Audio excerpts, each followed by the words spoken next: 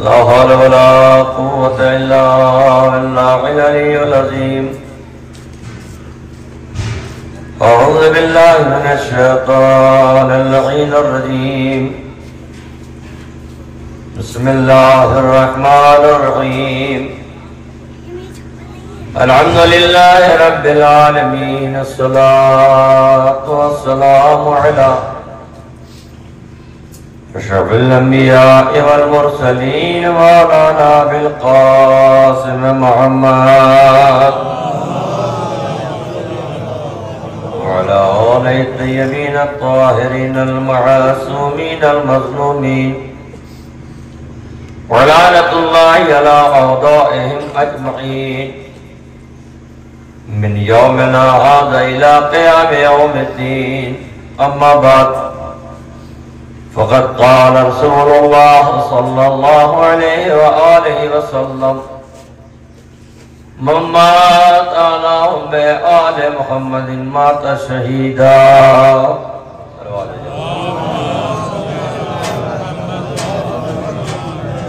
خدای شہی حضرات مرتبہ سورہ الحم، یہ مرتبہ سورہ اخلاص اللہ فرما کر مرحومہ کنیز فاطمہ زہرا بنت قاضی حسین مرحوم اور جملہ مومن مومنات. بسم اللہ الرحمن الرحیم.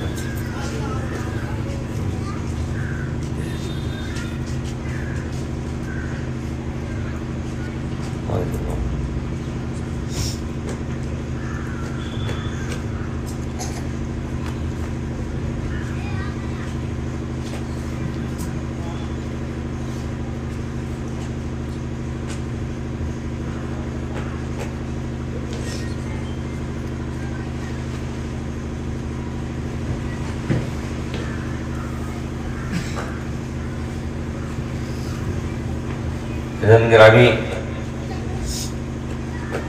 ظاہر ہے کہ ایصال ثواب کی مجلس ہے، اور ایسا نہیں ہے کہ اب ایصال ثواب شروع ہوا. ایصال ثواب کی ابتدا ہو چکی تھی، گویا اب انتہا کے مرحلے میں ہے. تو کچھ لوگ ہمارے ڈر کے آگے نہیں آتے کہ کہیں لمبی مجلس ہو گئی تو اٹھنے میں زحمت ہوگی. ایسا کچھ نہیں ہے. دیکھیے، یہ مجلس حسین ہے، اس میں انا اور میں کی گنجائش نہیں. اس میں جتنی انا ان کی انا میں ملا دی جائے اتنے ہی انسان کی ثنا ہوتی ہے. صلوات بجمر محمد والا. اب اتنا وقت نہیں ہے کہ میں کہوں گا کہ توجہ فرمائیے اور یہ کہوں گا صلوات پڑھیے. وقت بہت کم ہے. اور یہ بھی آپ جانتے ہیں کہ ایصال ثواب کی مجلس کا مقصد صرف یہ ہوتا ہے کہ ہم یہ بتا دیں دنیا کو جو گیا ہے ہم اس سے غافل نہیں ہیں، اور جو موجود ہے اسے اس بات کا شعور ہے کہ اس سے اور ہمارے رابطے کا نام محبت اہل بیت ہے. لہذا بغیر کسی تمہید کے میں نے آپ کی خدمت میں جو حدیث مبارک پیش کی، یہ پیغمبر اسلام رسول خدا محمد مصطفیٰ صلی اللہ علیہ وآلہ وسلم کی حدیث مبارک، جس میں آپ نے ارشاد فرمایا کہ جو محبت اہل بیت میں مر جائے وہ شہید ہے. جو بھی محبت اہل بیت کی محبت میں مر جائے وہ شہید ہے. اور محبت اہل بیت کوئی معمولی شے نہیں ہے. محبت اہل بیت ایک عظیم شے ہے، اور محبت اہل بیت ایک عظیم قوت ہے، طاقت ہے جس کا نام ہے. اور اس کا اندازہ ہمیں ہو نہ ہو اہل بیت کے دشمنوں کو بہت ہے. کہاں ہے اہل بیت کی محبت کا شعور ہمیں چاہے اتنا نہ بھی ہو، لیکن دشمن اہل بیت خوب جانتا ہے کہ اہل بیت کی محبت میں کیا قوت پائی جاتی ہے، اہل بیت کی محبت میں کیا طاقت پائی جاتی ہے. اور یاد رکھیے گا، مجلس سید الشہداء میں آنے والوں ایک مومنہ کے ایصال ثواب کی مجلس ہے. دنیا میں کوئی بشر نہیں ہے جس کے دل میں کسی کی محبت نہ ہو. کسی نہ کسی زاویے سے ہر ایک کے دل میں کسی نہ کسی کی محبت پائی جاتی ہے. اسی دنیا میں بڑے سے بڑے محبت کرنے والوں کو دیکھا جو ایک دوسرے پر جان چھڑکتے ہیں، ان سے دشمنی بھی ہو جاتی ہے. نہیں جناب نے بہت خلوص ہے، بہت محبت ہے، بہت دوستی ہے، بغیر ان کے جان ایک جان تو غالب کہے جاتے ہیں. جا رہے ہیں تو ساتھ، آ رہے ہیں تو ساتھ، کھا رہے ہیں تو ساتھ، کسی کی برائی کر رہے ہیں تو ساتھ ساتھ، کسی کی اچھائی کر رہے ہیں تو ساتھ ساتھ. اتنی محبت، اتنا خلوص، اتنا عقیدت کہ اگر آپ کو مل جائے اور آپ نے پوچھ لیا اور گویا چھیڑ دیا کہ ارے مولانا اس سے بڑا کوئی عبادت گزار نہیں، ان سے بڑا کوئی عزادار نہیں، ان سے بڑا ہمارے علاقے میں کوئی انسان نہیں، ارے کیا کہنا. اور سبحان اللہ کچھ دن بعد آپ کو ملے وہ ادھر جا رہے ہیں اور یہ دیکھیں دنیا کی بات بتا رہا ہوں میں، دنیا کی بات، وہ کہیں جا رہے ہیں اور یہ کہیں جا رہے ہیں. آپ نے ان کا ہاتھ پکڑا، یہ کیا ہو گیا، یہ ادھر ادھر کہاں چلے گئے؟ کہا مولانا ان سے بڑا بیمان کوئی نہیں، یہ ہے دنیا. مولانا ان سے بڑا کوئی بیمان نہیں ہے، مولانا ان سے بڑا کوئی بے وفا نہیں ہے، ان سے بڑا کوئی مکار نہیں ہے. ہم نے کہا کیا ہوا؟ کہا میرے وقت میں کام نہیں آئے. ہوتا ہے نا، ہمیں تو توقع تھی بولے. اس کا مطلب یہ ہے دنیا یہ جانتی ہے کہ محبت اس سے کرنا چاہیے جو وقت پہ کام آ جائے. کہاں ہے دنیا یہ جانتی ہے محبت اس سے کی جائے جو یہاں کام آ جائے. تو اب مجھے کہنا ہے اہل بیت وہ ہے جو یہاں بھی کام آتے ہیں وہاں.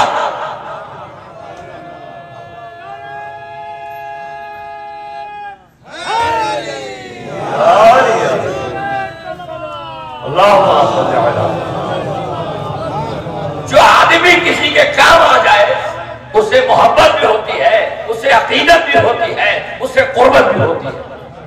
لیکن یہی دنیا میں، یہی سماج میں، یہی معاشرے میں ہم نے ایک چیز اور دیکھی. ہم نے کہا یہ کیوں دور ہو گئے؟ کہا سنیے مولانا، دور کی ڈھول آپ سے زیادہ کون ہے. کیا ہوا؟ کہا دور سے تو بڑی اچھی ٹوپی لگتی تھی، لمبی شیروانی بھی ہوتی تھی، لچھے دار بات بھی ہوتی تھی، اور کیا کہنا اور کیا سبحان اللہ سبحان اللہ. ان کی عبادت سے مرغوب ہم ہو گئے، ان کی شیریں زبانی سے مرغوب ہم ہو گئے، ان کے ظاہری تقوی سے ہم مرغوب ہو گئے. لیکن مولانا جیسے جیسے قریب گئے نہیں سمجھے آپ، میں نے کہا آپ کا وقت نہیں لوں گا. جیسے جیسے ان کے قریب گئے، جیسے جیسے ان کے قریب گئے، اب پتا چلا یہ تقویٰ کیسا تھا، یہ عبادت کیسی تھی، یہ شیریں زبانی کیسی تھی. اب جب قریب گئے تو پتا چلے کتنے گھٹیا آئے. جملہ اس سے زیادہ نہیں. اب پتا چلا یہ کیسے ہے. اس کا مطلب یہ ہے باہری زندگی کچھ اور ہے، اندر کی زندگی کچھ اور ہے. اور توجہ فرمائے نوجوانوں، یہ دنیا کے لوگ ہیں، دور سے بہت اچھے لگتے ہیں لیکن جتنا قریب ہو نفرت ہونے لگتی ہے. لیکن آل محمد وہ ہے جتنا قریب ہوتے جاؤ اتنا ہی فضیلت آل محمد سامنے آتی ہے. صلوات بھیجے بر محمد. جتنا زیادہ قریب ہوتے جائیے گا اتنا ہی اہل بیت سے قربت ہوتی جائے گی، فضیلت سامنے آتی جائے گی اور ان کی مدح آپ کرتے جائیں. لہذا اہل بیت کی محبت کوئی معمولی شے نہیں ہے. دیکھیے اللہ نے جتنی چیز پیدا کی ہے کسی نہ کسی مقصد سے پیدا کی ہے. اور یہ پوری کائنات جو بنی ہے، یہ پوری کائنات بنی ہے، ہر شے کو کبھی اس کو کمتر نہ سمجھیے گا. کسی شے کو کمتر نہ سمجھیے گا، چاہے وہ زمین کا ذرہ ہو، چاہے وہ کہکشاں ہو، چاہے جمادات ہو، چاہے نباتات ہو، چاہے انسان ہو، چاہے حیوان ہو. دنیا میں اللہ نے جس چیز کو پیدا کیا ہے سب کی ایک ضرورت ہے، سب کا ایک مقصد ہے اور ہر ایک اپنا مقصد پورا کر رہا ہے. ارے سورج کو جس طرح نکلنا تھا آج بھی نکل رہا ہے، ہوا کو جیسے چلنا تھا آج بھی ویسے ہی چل رہی ہے، چاند کی جیسے خلقی تھی آج بھی ویسے ہی ہو رہی ہے، ہر شے اپنے اپنے محور پر لگے ہوئے ہیں، نہیں لگے ہیں تو حضرت انسان توجہ کسی کو حقیر نہیں سمجھنا چاہیے، کسی کو اپنے سے کمتر نہیں سمجھنا چاہیے، کسی کی بے عزتی نہیں کرنا چاہیے، ہر ایک کی اپنی ایک عزت ہے، ہر ایک کا اپنا وقار ہے، ہر ایک کی اپنی عظمت ہے، اور وہ کہیں نہیں بتائی جائے گی، صرف اس پر سے صرف اس پر سے سنیے حضرت موسیٰ علیہ السلام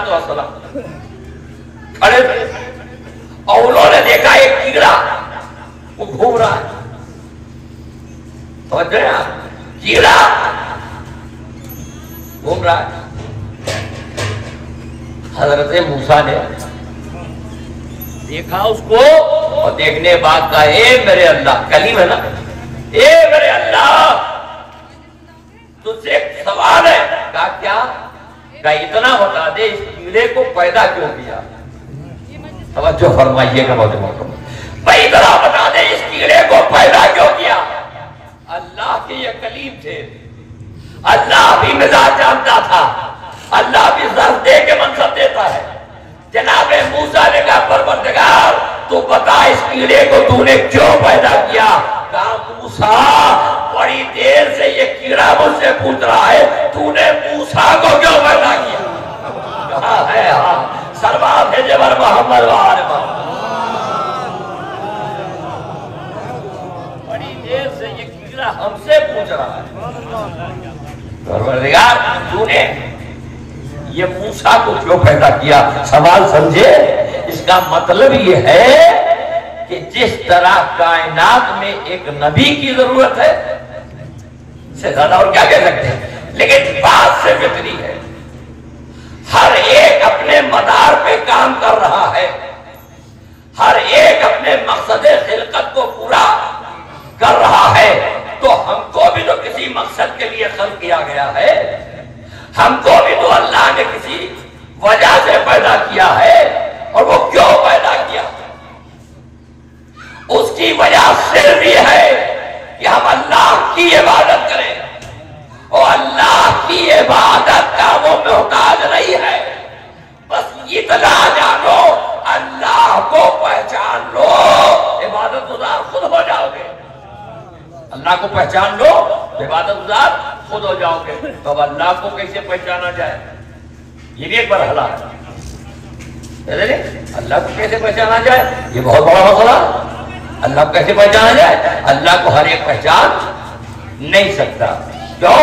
اس لیے اللہ کو پہچاننا ہے تو اسے پہچانو اس کی صفات سے، اس کی صفات سے۔ اللہ خالق ہے، اللہ رازق ہے، اللہ حی ہے، اللہ سخی ہے، اللہ قیوم ہے، اللہ مدرک ہے، اللہ مرید ہے، یہ ساری اس کی صفات ہے۔ پہچاننا ہے تو کیسے پہچانیں گے؟ اللہ نے آواز دیا اگر ہم کو پہچاننا ہے تو ہم ایک چوکھٹ بتائے دیتے ہیں، ایک در بتائے دیتے ہیں، اگر تم یہاں آ گئے تو ہم کو پہچان لو گے، تو ہم کو پہچان لو گے۔ کہا وہ گھر کون سا ہے؟ میں نے سمیٹ کی بات، اس لیے کہ اس وقت گنجائش نہیں ہے۔ کہا وہ ہے درے آلے محمد، وہ سمجھا دے گی خدا کیا ہے۔ کہا اچھا، ان کو در پہ آئے، روزے پہ روزہ، نماز پہ نماز، سجدے پہ سجدہ، رکوع پہ رکوع، قیام پہ قیام، سخاوت جاری، سب کچھ پروردگار یہ تو سب کچھ کر رہے ہیں، ہم کیا کریں گے؟ کہا اسی لیے تو تمہیں ان کی چوکھٹ پہ لائے ہیں کہ اگر واجبات میں مشقت نہ ہوتی تو مشکل میں تم بھی پڑتے، لہذا ہم نے تمہیں ایک سودا بتایا۔ کہا کیا؟ کہ اگر میری عبادت کرنا ہے تو جب تک ان سے محبت نہ ہو جائے تو ہماری عبادت نہیں کر سکتے۔ کیوں؟ اس لیے کہ کتنے ایسے مرحلے ہیں جو محبت کی بنیاد پر حل ہو جاتے ہیں، کتنے ایسے مرحلے ہیں جو محبت کی بنیاد پر حر ہو جاتے ہیں۔ اب آپ دیکھیے، میں نے ایک جملہ کہا تھا کہ دنیا جتنا اہل بیت کی محبت کی قوت جانتی ہے اتنا کوئی نہیں جانتا کہ محبت اہل بیت کیا ہے۔ آپ دیکھیے جتنے بھی دشمنان اہل بیت ہیں اس دور کے 1400 سال ہو گئے آج تک، اس سے بھی زیادہ پوری تاریخ دیکھ رہی ہے۔ جناب ابو ذر غفاری جس کے لیے رسول نے کہا اتنا بڑا سچا، نہ آسمان نے سایہ کیا نہ زمین نے بوجھ اٹھایا، جتنے بڑے سچے یہ ہیں۔ اچھا اتنے سال بعد ہمیں معلوم ہے، رسول اللہ والوں کو نہیں معلوم، اس دور کے لوگوں کو نہیں معلوم، سب کو پتا تھا۔ اور یہ پتا تھا تبھی تو ابو ذر غفاری کو در بدر کیا جا رہا تھا، مدینے سے شام، شام سے رمضہ، پھر مدینہ، یہ سب کیوں ہنگامہ ہو رہا کہ ان کے دل میں آل محمد کی محبت ہے۔ آپ یہ میری بات ضائع نہ کریے گا، محسوس کر لیجئے گا، آج تک دنیا یہ جانتی ہے لاکھ آدمی اچھا ہو، لیکن اگر میڈیا آپ کے مخالف ہے تو آپ کچھ کر سکتے نہیں۔ اور یہ ہمیشہ کی تاریخ ہے کہ دشمن ہمیشہ اسلحے کے ساتھ میڈیا بھی اپنے ہاتھ رکھتا ہے، یہ تاریخی بات ہے اور وہ آج بھی ہے۔ آپ دیکھیے کیا ہوا، ابو ذر غفاری سچے رسول کے صحابی، حکومت ان کے مخالف ہو گئی اور ان کو مدینے سے نکال دیا گیا، شام چلے گئے، رمضہ چلے گئے، کیوں چلے گئے؟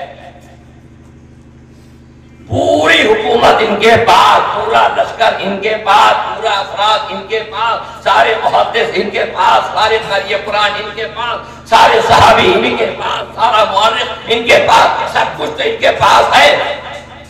ایک ابو ذر غفاری ہی تو مدینے میں ہے، جا رہے تو ان کے راستے، لیکن تاریخ بتا رہی ہے کہ سب کچھ حکومت کے پاس ہے، نہیں ہے تو صحابی اور نہیں ہے تو ابو ذر غفاری۔ انہوں نے کہا ان کو فوراً یہاں سے نکالو، شام بھیج دو۔ چلے گئے وہاں چلے گئے، جیسے ہی گئے دیکھا لوگ فٹ پاتھ پہ سو رہے ہیں، عجیب حال ہے، کیفیت ہے۔ لوگوں نے پوچھنا شروع کیا بھائی یہ کون لوگ ہیں، فٹ پاتھ پہ کیوں لیٹے ہیں؟ کہا اس لیے ان کے پاس مکان نہیں ہے۔ اچھا یہ بچے رو کیوں رہے ہیں؟ کہا ان کے پاس کھانا نہیں ہے۔ ارے اتنا بڑا حاکم، خلافت کا دعویٰ کرنے والا، اور امت رسول بھوکی ہے، فٹ پاتھ پہ سو رہی ہے، ایسی حکومت کے خلاف کیوں نہیں اٹھتے؟ لوگوں نے کہا حاکم سخت ہے، یہ کہنا آسان ہے۔ اتنے میں دیکھا ایک صاحب سواری میں بیٹھ کے چلے آ رہے، ابو ذر غفاری کو چاہیے کون؟ کہا یہی حضرت تو ہے، اب میں اس سے زیادہ اور کیا کہوں، یہی تو ہے۔ جیسے ہی ان کو آتے ہوئے دیکھا ابو ذر غفاری نے کہا چلو۔ اچھا وہ بھاگ گیا، پہلے ہی سے معاملہ سنگین ہے، اس کا میڈیا ہے نا۔ پر تھوڑی دیر کے بعد ابو ذر غفاری غریب لوگوں سے مزاج پرسی کر رہے تھے کہ ایک شخص آیا جو آج کے دور میں زیادہ تیز کام ہو رہا ہے، تیزی سے آیا اور ایک تھیلی ابو ذر غفاری کو دینے لگا۔ وہ تھیلی آپ سمجھ گئے؟ ابو ذر غفاری نے کہا یہ کیا؟ کہ سرکار نے آپ کو دیا ہے۔ اب یہ کون سی سرکار تھی میں نہیں جانتا، سرکار نے آپ کو دیا۔ ابو ذر غفاری نے ہاتھ لگانے سے پہلے پوچھا کیا مسلمانوں کو بھی یہ دیا؟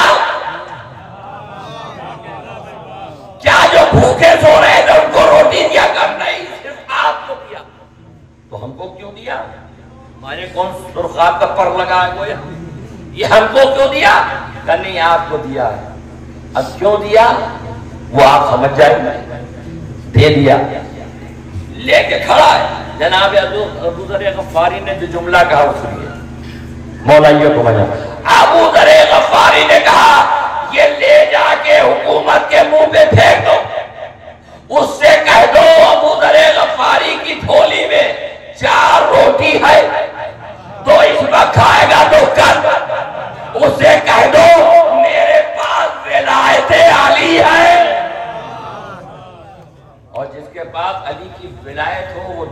کا فقیر نہیں ہوتا۔ اس کا مطلب کیا ہوا؟ یعنی محبت اہل بیت اتنی بڑی طاقت تھی کہ حاکم بھی کانپ رہا تھا۔ اب میں آپ کو 1400 سال پہلے کی بات مسلسل سننے والوں کو ایسے تھوڑی سنا رہا ہوں، میں سنا اس لیے رہا ہوں کہ محبت علی میں کتنی بڑی طاقت ہوتی ہے۔ 57 ملک ہے، 57 ملک ہے، سب کی زبان بند ہے، جس کو وظیفہ مل گیا وہ چپ ہے، ایک وہی بولا ہے جو علی والا ہے۔ صلوات جبر محمد والا وہ آواز دے رہا ہے۔ دنیا پریشان ہے، پریشان ہوا خالی اپنے کو محبت علی پر قائم رہنے کی دعا کریے، خدا ہمیں آل محمد کی محبت پر باقی رکھے۔ یہ سب سے بڑی دولت ہے، یہ سب سے بڑی قیمتی شے ہے، یہ بہت بڑا زندگی کا سرمایہ ہے جسے محبت اہل بیت کہتے ہیں۔ اگر محبت اہل بیت نہیں ہے تو کچھ نہیں ہے، دنیا میں سب کچھ ملے گا، علی کی محبت نہیں ملے گی، اور اگر علی کی محبت مل جائے تو کچھ ملے جا سکتے، کچھ ملے نہ ملے۔ ایام فاطمیہ چل رہے ہیں، مسلسل آپ نے مجلسیں سنی ہے، کون ایسی مجلس، کون ایسا اشرا ہوا ہوگا جس میں کسی خطیب نے خطبہ فتح نہ پڑھا ہو، خطبہ فتح کی بات نہ کی ہو۔ سب کرتے ہیں یہ خطبہ فتح فتح فتح فتح، یہ بی بی سے حق چھینا کیوں گیا؟ جو چھین لیا؟ توجہ فرمائیے گا، بی بی نے باغ فدق کے سلسلے سے جو آپ نے خطبہ دیا ہے وہ معمولی نہیں ہے۔ امام محمد باقر علیہ السلام فرماتے ہیں، یہ پتا ہے کہ آپ کو بھوک لگی ہے، تیز صلوات نہیں پڑھ پائیں گے،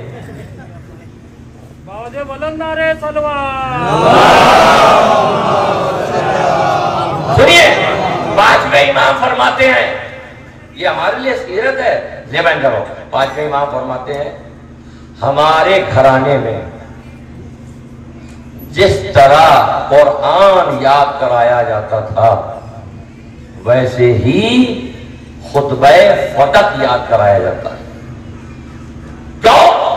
پہلا خطبے کا جملہ الحمدللہ علی ما انعم علیہ، میرے محبوب تیرا شکر ہے کہ تو نے مجھے نعمت عطا فرمائی، تیرا شکر ہے کہ تو نے میرے گھر میں نعمت عطا فرمائی۔ کون سی نعمت؟ کسی کو روٹی ملتی ہے تو نعمت، کسی کو کپڑا ملتا ہے تو نعمت، کسی کو مکان ملتا ہے تو نعمت، کسی کو اولاد ملتی ہے نعمت۔ بی بی یہ کیا کہو گے؟ ہم روٹی پانے کو نعمت کہیں گے جہاں کہ فرشتے روٹی لے جا رہے ہو؟ ہم اولاد کو نعمت کہیں گے، کوئی در پہ آ جائے تو اسے اولاد ہم دیتے ہیں؟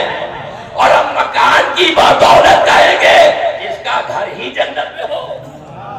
ہم نے کہا بی بی کیا ہے؟ کہا سب سے بڑی نعمت ولایت علی جو اللہ نے ہم کو دیا۔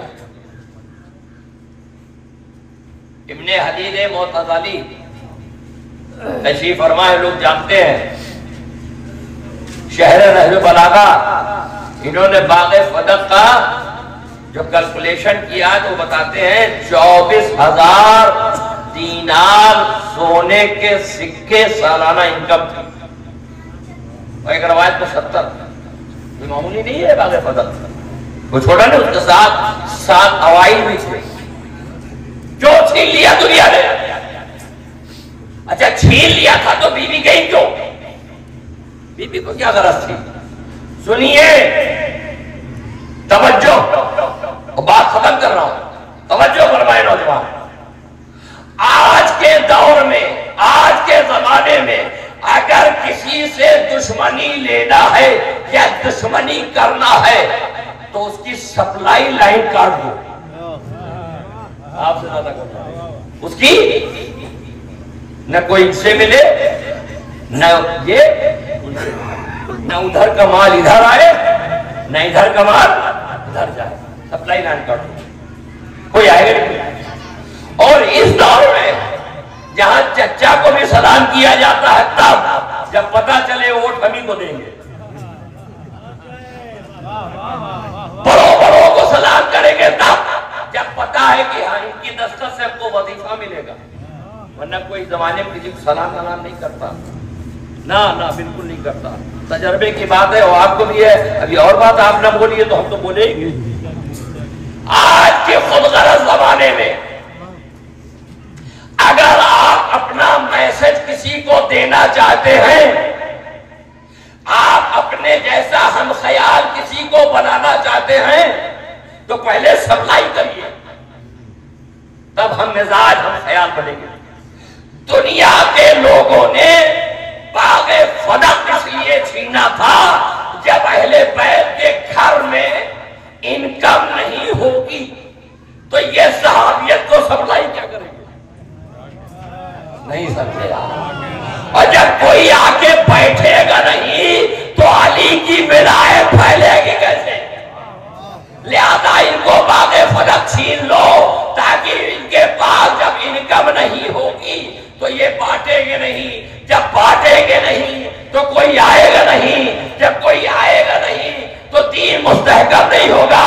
لہذا زہرا کا فدق اس لیے چھین لو تاکہ علی کے پاس دولت نہ رہ جائے، اور جب دولت نہیں ہوگی تو علی کی ہمت ٹوٹے گی۔ مثلا ان کے پاس انکم نہیں ہوگی تو یہ تقسیم نہیں کریں گے، یہ دین کے رموز کو پھیلائیں گے نہیں، لہذا فدق چھین لو۔ اے چوروں، اس زمانے کے ڈاکوؤں، تم نے اپنا جیسا زہرا کو سمجھا ہے، اگر ان کی دولت نہ ہوتی تو تم بیٹا مسلمان نہ رہ جاتے۔ اس لیے کہ بی بی خدیجہ کی دولت ہی سے تو لوگ مسلمان رہ گئے۔ ان کے صدیق اکبر فرماتے ہیں جی کیا کہ رسول اللہ چہرہ سرخ پریشان، اور حضور کے ان کے صدیق اکبر بھی بیٹھے، اور وہی نقل کرتے ہیں الفاروق میں ہے۔ آدم گڑھ کے لوگ آئے جانتے ہیں شبلی والے، شبلی نو والے کہتے ہیں، وہ الفاروق میں لکھتے ہیں کہ جب رسول اللہ پریشان تھے تو جناب خدیجہ الکبریٰ آئیں، میرے ماں باپ آپ پر فدا ہو جائیں، آپ کیوں پریشان ہیں؟ روایت بیان کی صدیق نے، ان کے صدیق نے کیا پیغمبر نے کہا میں پریشان اس لیے ہوں کہ یہ جو 9 مسلم ہیں، 8-9 والا نہ سمجھیے، 9 مسلم نہیں، اگر ان کی مدد نہیں کی گئی تو یہ سب پھر پلٹ جائیں گے۔ کہاں پلٹیں گے؟ احد سے بھاگے، کہاں سے پلٹیں گے؟ ہم اپنے مذہب پہ چلے جائیں گے۔ تو ان کے صدیق فرماتے ہیں جیسے ہی بی بی خدیجہ نے فرمایا کہ اگر ان کی مدد نہیں کی تو یہ سب واپس چلے جائیں گے، بی بی نے اپنے خزانے سے رسول ان کے صدیق کے درمیان اتنا سیم و زر لا کے رکھا کہ یہ لکھتے ہیں کہ ہمارے صدیق رسول کو دیکھ نہیں پا رہے تھے۔ کتنی اچھی بات لکھی، اتنا دولت رکھا، ان کا صدیق رسول کو نہیں، اما جب دولت سامنے آتی ہے تو رسالت دکھائی نہیں دیتے۔ صلوات ہے جبار محمد اس ماں کی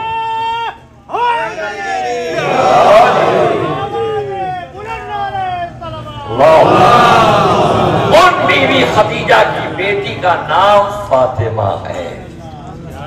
دنیا نے باغ چھین لیا، جو چھین لیا،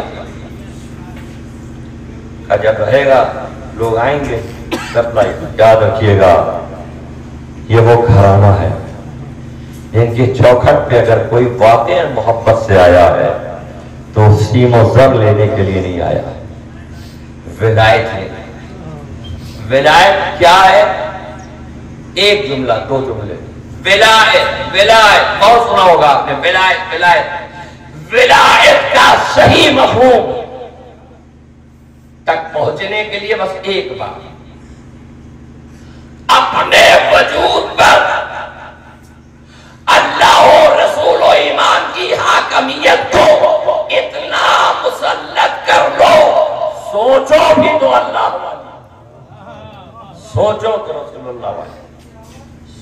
تو علی والی، جو اس وجود میں مسلط ہو جائے اس کو کہتے ہیں ولایت۔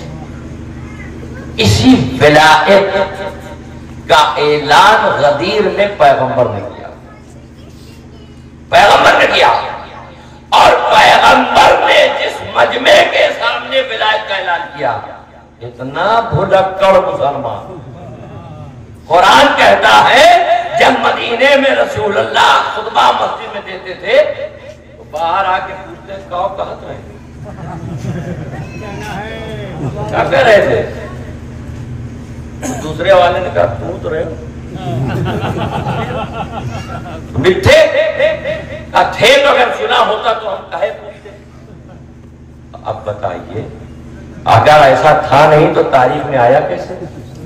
تو جہاں اتنے بھلکڑ مسلمان ہو کہ مسجد کے محراب سے دروازے تک بھول جائے، تو اگر غدیر سے مدینے میں علی کی ولایت بھول جائے تو اس میں تک کیا؟ لیکن دنیا نے علی کی ولایت کو فراموش کیوں کیا؟ صرف اس لیے کہ اگر علی کی ولایت عام ہو گئی تو صرف بڈھے نے نہیں کہا تھا 25 سال بعد آج رسول اللہ کی نماز یاد آ گئی، ہر قوم کا بچہ کہتا ہے کیا ہمیں رسول اللہ کی نماز یاد آ گئی۔ اب یہاں تک آنے کے بعد میں پلٹ کر اور منزل پر آ جاؤں مسائل کی۔ ساری دنیا ایک طرح اس دور کی بات کیجئے، اللہ نے ہمیں زندہ رکھا ہے کس لیے؟ غدیر سے لے کے 11 امام تک ظالموں نے ان کو قتل کر دیا، ذبح کر دیا، زہر دے دیا، گھر جلا دیا، شیعوں کا خون، سادات کا خون سے گارا بنایا، کیوں؟ تاکہ علی کی ولایت عام نہ ہونے پائے۔ اور 12ویں کو اللہ نے پردے میں رکھا، کیوں؟ تاکہ اللہ کا نظام مکمل ہو جائے ان کے صدقے میں۔ اس مجلس میں قیصر صاحب کی والدہ کی جو مجلس میں آئے ہیں، اس لیے نہیں آئے ہیں کہ چلو مجلس ہو جائے، اس لیے آئے ہیں تاکہ اپنی ولایت کی لو کو اتنا بلند کر دے کہ ہمارا وقت کا امام کہے تم میرے سپاہی بن گئے، تم میرے سپاہی۔ شہزادی کی پسلیاں ٹوٹی،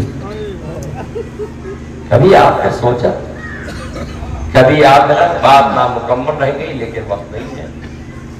ایک مومنہ کے سال ثواب کی مجلس، عزادار محب اہل خیر، میرے بچوں، میرے عزیزوں، بزرگوں سے معذرت، آخری بات کہتا ہوں، اس سال ثواب کی مجلس اس لیے آدمی سوچتا ہے سیوم ہوا، 40واں، 10واں، 20واں، 40واں، تیمائی، چھمائی، برسی، اس کے بعد لوگ کہتے ہیں برسی ہو گئی۔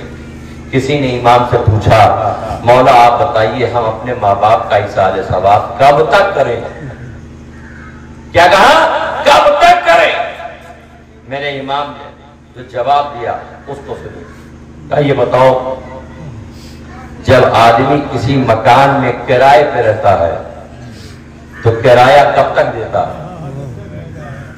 کرایہ کب تک دیتا ہے؟ کہا جب تک رہتا ہے۔ کہا تمہارے ماں باپ مرے ہیں، تم نہیں مرے ہو، ان کی وجہ سے تم ہو، لہذا جب تک تم زندہ رہو ماں باپ کے لیے ایصال ثواب کرو، اور جب تم ماں باپ کا ایصال ثواب کرو گے۔ تو مولانا نے نظم نواسیوں پوتوں کا نام لے لیا، صرف اس لیے نہیں کہ لے لیا، یہ ایک سلسلہ ہے، جب بیٹے ماں باپ کو یاد رکھیں گے تو پوتے بھی یاد رکھیں گے، جب وہ آگے بڑھیں گے تو ان کی نسل آگے بڑھے گی۔ آخر آپ بتائیے، مجمع گواہی دے گا نا کہ کیا کوئی کسی سے کہتا ہے کہ محرم آ رہا ہے اب اپنے گھر چلے آؤ؟ کوئی کہے نہ کہے، ماں بیٹے سے ضرور کہتی ہے اے میرے لال اب کب آؤ گے؟ کیوں؟ محرم آنے والا ہے۔ ہر بیٹا اپنی ماں سے کہتا ہے ضرور آئیں گے جب محرم۔ ٹھیک ہے، نظام قدرت ہے، عمر پائی، طبعی عمر پائی، ان کے بیٹوں کو آپ نے تعزیت دی، جنازہ اٹھا گھر لے کے آئے، دفنا دی گئی، آج شہید ہو گیا، عزیز و قریب 40ویں بھی آ گئے۔ یہی ہوتا ہے، یہی ہوتا ہے۔ جیسے ہی انتقال ہوا واٹس ایپ پہ آ گیا، خبر عام ہو گیا، कितने लोगों को बाद में पता चला, घर में जब रोने वाले रोने लगे तो लोगों ने पूछा इस घर में लोग गिरिया क्यों कर रहे हैं, इस घर में रो क्यों रहे हैं? कहा इसलिए कि किसी की माँ मर गई है। इसका मतलब ये है जब कोई रोता है तो पता चलता है किसी की माँ मर गई। हुसैन इतने मजलूम है, बीबी ज़ैनब इतनी मजलूम है कि मौला अली ने करीब बुला के कहा बेटा आवाज से न रोना, ए हसन अगर तुम्हें रोना आए तो गिरबान चाह करके मुंह डाल के रोना, ए बेटा ऐसा न हो तुम्हारी अम्मा के कातिल को पता चल जाए, तुम्हारी माँ ने वसीयत किया है ए अबुल हसन हमारा कातिल हमारे जनाजे में ना आए। बड़ा सख्त कराना होता है। साहब आप सुना करते हैं माँ का उठ जाना कोई मामूली बात, माँ के कदमों के नीचे जन्नत कही गई, क्या मतलब जन्नत नहीं, जन्नत है नहीं, जन्नत बनाई जाती है। माँ की इतनी खिदमत करो कि माँ हाथ उठा के कहे मेरे लाल तुमको हुसैन का आज़ादार हमने बनाया ताकि हुसैन की मजलिस करते रहो।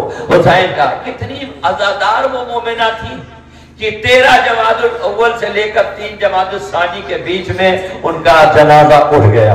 गोया उन्होंने अपनी जबान से अपने बच्चों को कह दिया बेटा अगर मेरी याद सताएगी तो माँ का फर्ज न बिछाना, हुसैन की माँ का फर्ज बिछाना, हुसैन की माँ का फर्ज बिछाना, ज़ैनब उम्मे कुलसूम की माँ का फर्ज बिछाना, ताकि जब उनके नाम पे फर्ज बिछेगा तो ज़ैनब आवाज़ देगी अम्मा आपकी एक अज़ादार की मजलिस हो रही है, आपकी आवाजें बुलंद हो गई, खुदा आपको किसी का मिला होगा। सुनिएगा, छठे इमाम के पास एक शख्स आया, अपनी छोटी सी बच्ची को लेके आया, छोटी सी बच्ची को लेके आया। मेरे मौला ने प्यार से पूछा तुमने इसका क्या नाम रखा है? बहुत रोएंगे, क्या नाम रखा है? उसने कहा मौला मैंने इसका नाम फातिमा रखा है, मौला हमने इसका नाम फातिमा रखा है। मेरे छठे इमाम सर झुका के कहते हैं फातिमा फातिमा फातिमा, 3 मरतबा मेरे मौला ने कहा और सर उठा के कहा नाम तो बड़ा प्यारा रखा है, नाम तो बड़ा अच्छा रखना, देखिए ख्याल रखना इसको छड़क ना रही, देखो नाम तो बहुत अच्छा रख रहा है लेकिन ख्याल रखना इसको तमाचे न मारना। अल्लाह मौला आप ये क्यों कह रहे हैं? क्या इसलिए जब कोई फातिमा कह के पुकारता है तो मुझे अपनी इज्जत याद आता है जिसके जालिम ने तमाचा भी मारा। अजर मौला साहब खुदा आपको किसी कौम में न रुलाए। मरहुमा की बेटियां हैं यहाँ, उनके बेटे भी हैं, उनका घर भरा है, लेकिन अगर बच्चों से पूछा जाए इतना बड़ा घर भरा है अब तुम्हें फिक्र क्या है? क्या कोई फिक्र नहीं मौलाना, हम बंबई से आते थे जब सलाम करते थे हाथ फैला के कहती थी खुदाया मेरे बच्चे को सलामत रखे, हम जब जाने लगते थे कुरान लेके खड़ी हो जाती थी, अब वो दुआ देने वाली माँ नहीं है, अब जब आते थे सलाम करके दुआ देने वाली माँ नहीं है, बेटियां कहेंगी अब हम माँ किसको कह के पुकारेंगे। ये हर एक के जज्बात होते हैं, लेकिन मैं कहूंगा उम्र पाया बेटियों ने भी माशाअल्लाह, उनके बेटे भी अल्लाह उनको सलामत रखे, लेकिन ज़ैनब तो बहुत कमसिन है, उम्मे कुलसूम तो बहुत कमसिन है, हसन हुसैन तो बहुत कमसिन है। आइए दरे सैयदा में चाहिए शहजादी का मातम करिए। मैं एक जुमला कहूंगा, ए भाई कैसे जब माँ का जनाजा घर से निकला होगा, जवार का मजमा अज़ीज़ो अक़रबा बड़ी शान से जनाजा लेके कब्रिस्तान गए। आज जब माँ की कब्र पर जाओगे तो तुम फातिहा तो पढ़ोगे, हाय इमामे ज़माना, जब जन्नतुल बकी देखते होगे आवाज देते होंगे अम्मा ए मेरी जद्दा, वो दिन कब आएगा जब आपकी कब्र के रोज़े की तामीर होगी। खुदा आप सबको शहजादी के रोज़े की ज़ियारत नसीब फरमाए। अज़ीज़ान गिरामी मजलिस तमाम है, कुछ ऐसे जाहिर है किसी मोमिना का इंतकाल होता है तो बीबी फातिमा का मसाइल पहुंच जाता है, लिहाजा उनकी तस्कीन के लिए और बीवी के सवाब हासिल करने के लिए आपने सुना होगा मेरी शहजादी की पसली टूटी है, मेरी शहजादी ने मरसिया पढ़ा है, लेकिन किसी बुजुर्ग आलिम दीन ने कहा है बीवी को अपनी पसली पर उतना जुल्म नहीं था, मैं उतना आपको रोना नहीं था, محسن کی شہادت میں بی بی کو رونا نہیں تھا جتنا اس بات پر رونا تھا، یا علی ہم نے سنا ہے کوئی آپ کو سلام نہیں کرتا۔ میرے مولا کہتے ہیں شہزادی یہی نہیں ہے، جب میں سلام کرتا ہوں تو کوئی مجھے جواب نہیں دیتا ہے۔ بی بی بہت روتی تھی، بی بی بہت فریاد کرتی تھی، اللہ آپ کو کسی غم میں نہ رلائے سوائے غم اہل بیت۔ جنازہ تیار ہوتا ہے، کیسے؟ غسل دیا جاتا ہے، کفن پہنایا جاتا ہے۔ یہ جتنا مجمع بیٹھا ہے گواہی دے گا، مردوں کے گھر کے مرد غسل دیتے ہیں، عورتوں کے گھر کی عورتیں غسل دیتی ہیں۔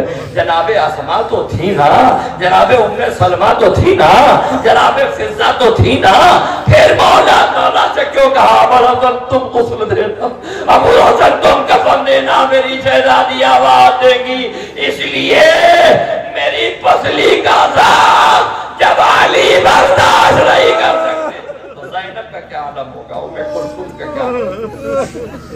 جنازہ تیار ہو گیا، شہزادی کا جنازہ تیار ہو گیا۔ مولا نے امام حسن کو بلایا، بس میں نہیں سمجھ، مولا نے امام حسن کو بلایا، بیٹا یہاں ہو، آئے۔ اتنا مظلوم کسی کو دیکھا ہوگا؟ آؤ آئے۔ مولا نے گریبان چاہ کیا، آستین چڑھایا اور سر پر خاک لگایا اور رخسارے میں خاک ہوا، کہا بیٹا جاؤ سلمان چچا کے پاس اور جا کے خبر دے دو کہ اماں مر گئی، بابا نے آپ کو بلایا ہے۔ بڑی بے کسی ہے جملے میں۔ جناب امام حسن گئے ہیں، جناب سلمان کہتے نماز تہجد کے لیے میں کھڑا تھا کہ مندہ نقل باب ہوا، میں نے نکلا دیکھا آقا حسن گریبان چاہے، کہا شہزادے خیریت، کہا دنیا نے میری اماں کو مارا ڈالا، آپ کو بابا نے بلایا ہے۔ جناب سلمان فارسی کہتے ہیں میں تیزی سے چلا، سنیے گا کچھ ایسے مصائب ہوتے ہیں جن کو سوچا جاتا ہے تب رویا جاتا ہے۔ جناب سلمان فارسی کہتے ہیں میں تیزی سے دوڑا، میں نے کیا دیکھا، میرا مولا دروازے کے پیچھے دروازہ ہلکا سا کھول کر سلمان کا انتظار کر رہے تھے۔ کہتے جیسے ہی میں جلدی سے پہنچا، علی نے میرا ہاتھ پکڑ کے کھینچ کر سینے سے لگا کے کہا اے سلمان تمہیں کچھ یاد آ رہا ہے؟ مولا کیا؟ تمہیں یاد ہے رسول اللہ کے گھر سے فاطمہ کو یہاں لائے تھے؟ کہاں؟ کہا آج یہاں سے اٹھا کے فاطمہ کو جنت البقیع لے جانا ہے۔ کہاں؟ سلمان باہر ہیں، جنازہ گھر میں ہے، سب کو رخصت کیا جا رہا ہے۔ آپ سنتے ہیں آخری جملہ ہے، تاریخ میں ملتا ہے، آپ برابر سنتے ہیں کہ بی بی کی پسلی ٹوٹی، لیکن اگر عرض کروں آپ رحمت فرما، آپ روئیں گے، گریہ کریں گے۔ 4 ایسی ذوات مقدسہ ہیں جن کی پسلی ٹوٹی ہے، پہلی بی بی فاطمہ زہرا ہے، اور دوسرے جناب علی اکبر ہے، تیسرے مظلوم حسین ہے، چوتھی وہ سکینہ ہے جس کو اونٹ کی پیٹھ پر رسی سے جکڑا گیا۔ اللہ اکبر۔ حسین اپنی ماں سے رخصت ہو گئے، جنازہ گھر سے چلا گیا، بس آخری بات، آخری جملہ، حق ماتم ادا۔ شہادت گزر گئی ہے نا، شہادت کے بعد کی یہ دن ہے نا، تو شہادت کے بعد کا مسائل ایک جملے میں تمہیں جیسے ہی مولا علی دفن کر کے آئے، جناب زینب نے باہوں میں باہیں ڈالی، بابا اماں کو دفن کرنا، بابا اماں گھر میں نہیں رہیں گی۔ روایت کے فتح بزرگ عالم ایران کے عالم نے فرمایا جب علی قبرستان لے کے جنازہ چلے گئے تو بی بی زینب نے جناب فاطمہ زہرا کی چکچی کو لے جا کے گوشے میں رکھا، آپ کے عصا کو کنارے رکھا، آپ کی نالین کو الگ رکھا۔ فضہ نے پوچھا بی بی یہ کیا؟ کہا ابھی میرا بابا آ رہا ہوگا، چکی دیکھے گا اماں یاد آئے گی، عصا دیکھے گا اماں یاد آئے گی۔ سب تو بی بی نے ہٹایا مجھے تمام، لیکن جب چلا دروازہ دیکھا کیلے پکڑ کے کھڑی ہو گئی، اے اماں اب وہ کہاں سے طاقت لائے؟ سیعلم الذین ظلموا۔ پروردگار پروردگار بحق آل محمد علیہ السلام سب کے مختصر اعمال کو قبول فرما، ہم سب کی توفیقات میں اضافہ فرما، ہم سب کی مغفرت فرما، ہم سب کے والدین کی مغفرت فرما، خصوصاً مرحومہ کے درجات کی بلندی عطا فرما۔ پروردگار اس پرآشوب زمانے میں جتنے بھی حسین کے عزادار ان کے جال مان ایمان کی حفاظت فرما، ایران عراق شام لبنان ایران کے سب کی حفاظت فرما۔ اے میرے معبود، جس طرح ہم اپنے مرحومین کی قبر بناتے ہیں، اس مجمع کو جلدی سے وہ وقت ملے کہ جنت البقیع میں جا کے بیوی کی قبر کے تعمیر کرتا۔ پروردگار جو مومنین یہاں موجود ہیں اپنے ہاتھوں کو بلند کیے ہیں، بیوی کی شکستہ پسلیوں کا واسطہ، بی بی سکینہ کی یتیمی کا واسطہ، ان کے دلی حاجات کو قبول فرما، امام آخر کے ظہور میں تعجیل فرما، اور ان کے آواز ساتھ مقصد کو شمار فرما۔ آپ حضرات ایک مرتبہ سورہ الحمد، 3 مرتبہ سورہ اخلاص، کنیز فاطمہ بنت قاضی حسین رضی اللہ عنہ۔